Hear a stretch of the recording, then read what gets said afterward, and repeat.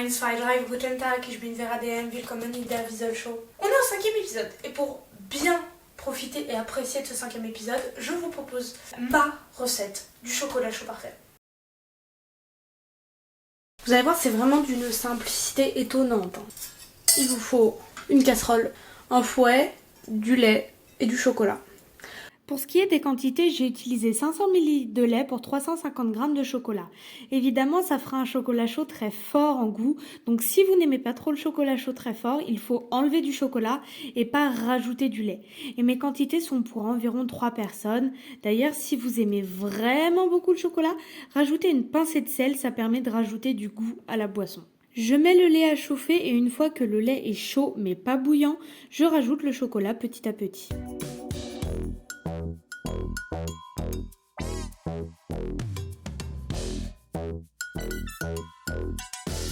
Je mélange sans m'arrêter jusqu'à ce que le chocolat soit fondu.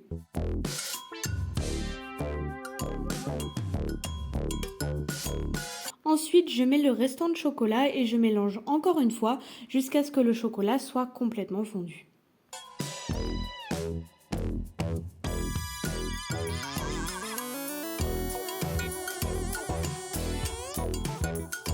Et après, je sers dans des tasses.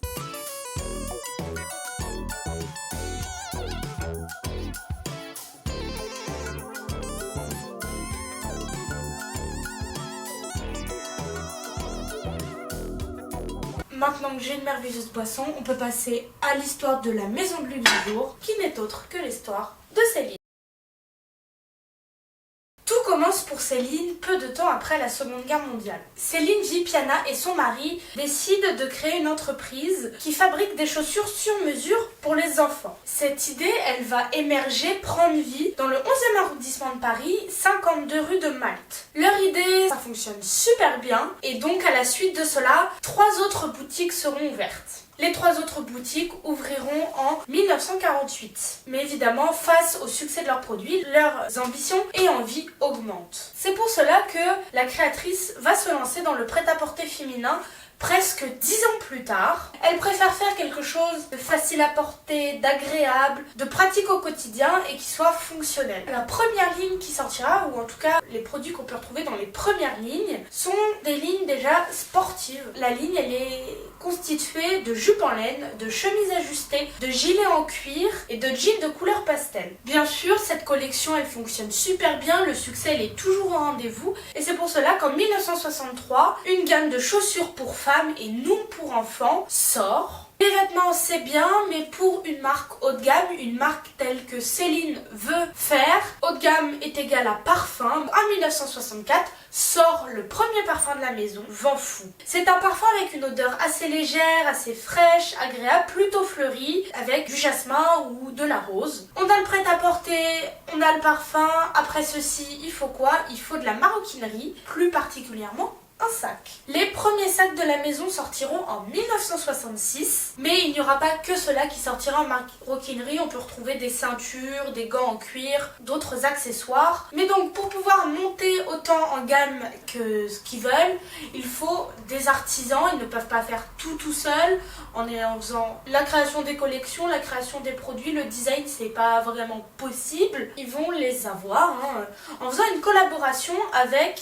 un fabricant de Florence en Italie. Et puisque ce n'est pas en France, la marque va s'internationaliser. Différentes boutiques dans le monde vont ouvrir. Mais bon, s'il y en a bien qui voit toujours à 100 km le potentiel des marques, c'est bien Bernard Arnault. Il va racheter la marque en 1987 et la marque sera gérée par LVMH qu'à partir de 1996. Céline Vipiana est restée directrice artistique du début de la marque jusqu'en 1997 et la première nomination comme directeur artistique pour la maison Céline sera le créateur new-yorkais Michael Kors.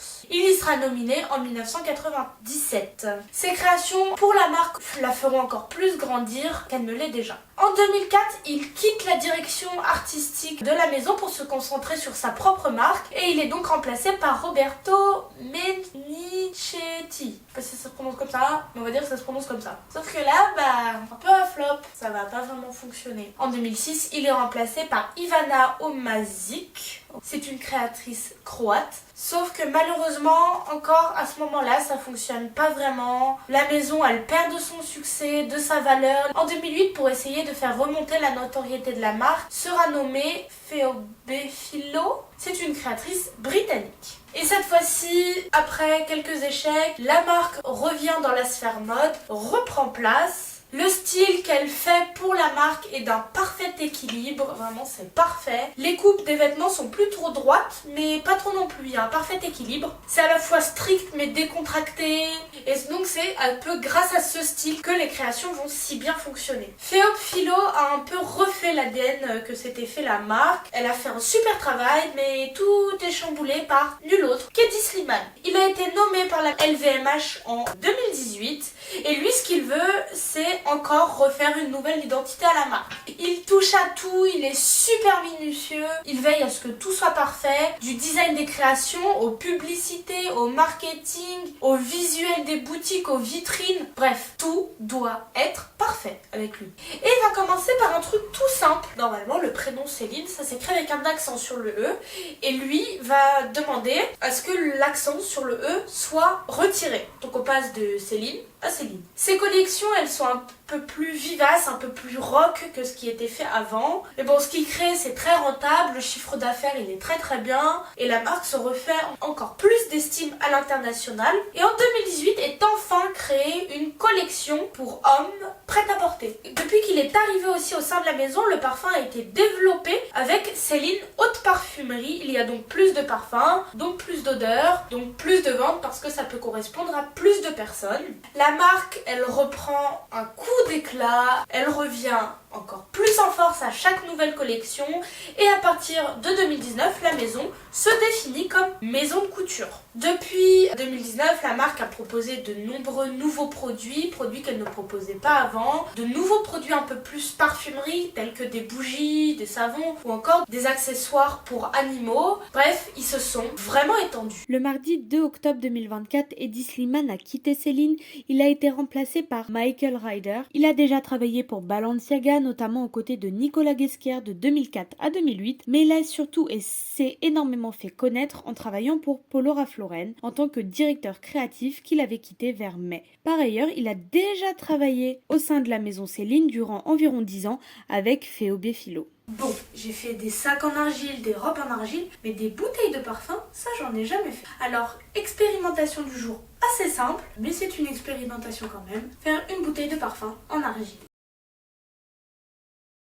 Je prends un morceau d'argile avec lequel je forme directement la forme que je souhaiterais pour mon flacon de parfum et je lisse un maximum l'argile pour obtenir le résultat le plus propre possible.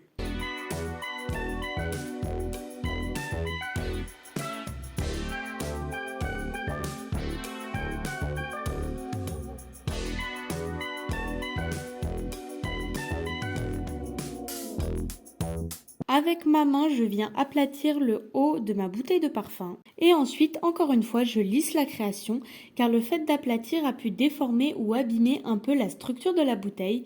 Et encore une fois, j'utilise de l'eau pour m'aider. Pour former le capuchon de mon flacon, je prends un petit bout d'argile et j'en fais une boule. Pour être sûr que ça me convienne, je vérifie de temps à autre ce que ça donne avec la structure.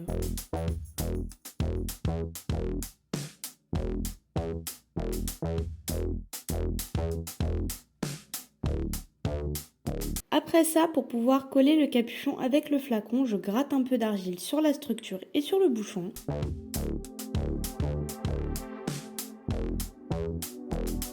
Je trouvais que la base de la bouteille de parfum était trop large, donc je n'hésite pas à rectifier le tout en réajustant la quantité d'argile et je relisse la création pour réobtenir un résultat plus propre.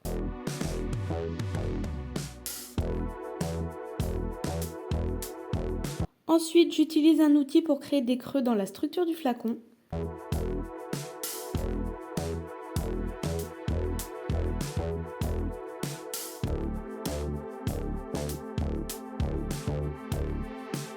Et j'en crée également un sur le haut du bouchon avec ce même outil.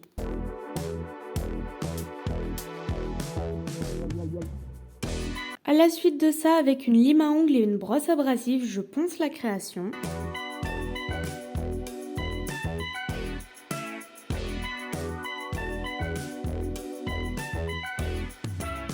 Et parce que ce n'est pas drôle sinon, je n'avais pas assez bien collé le capuchon sur le flacon, donc il est tombé. J'enlève toutes les poussières dues au ponçage avec un pinceau. Et ensuite, place à la peinture, je peins la bouteille de parfum en blanc. Et comme je peins en blanc, il faudra bien faire 2 couches de peinture pour que ça soit bien opaque.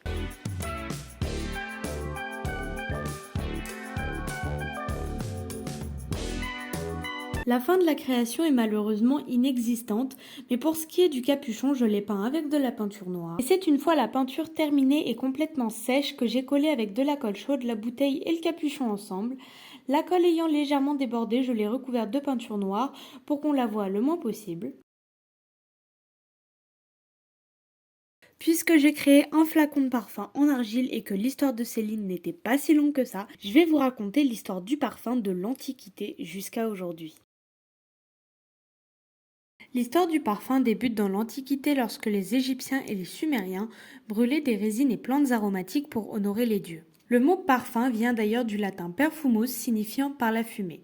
Les Gréco-romains auraient ensuite perfectionné l'art du parfum en mélangeant diverses odeurs comme celle des fleurs, des épices et de la coriandre. Au Moyen-Âge, de nombreux Européens utilisent le parfum pour compenser le manque d'hygiène et donc séduire plus facilement. Dès le 9e, 10e siècle, certains chimistes créent des recettes de parfum à base d'huile et de pétales ou de plantes broyées.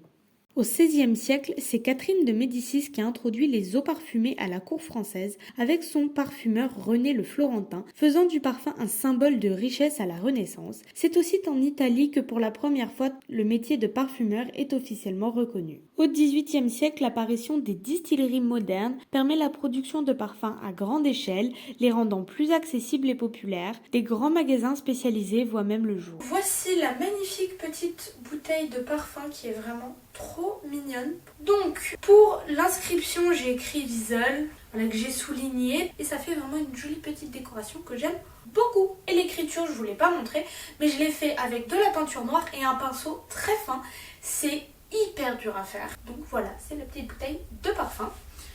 Hop, tu vas juste là. J'ai pas envie de dire que c'est la fin de cet épisode, mais c'est la fin quand même avec cette magnifique nouvelle bouteille de parfum qui ne se videra jamais puisqu'on ne peut pas la remplir. Donc, danke für Zusehen, das war Vera DM für der Wiesel Show. Tschüss!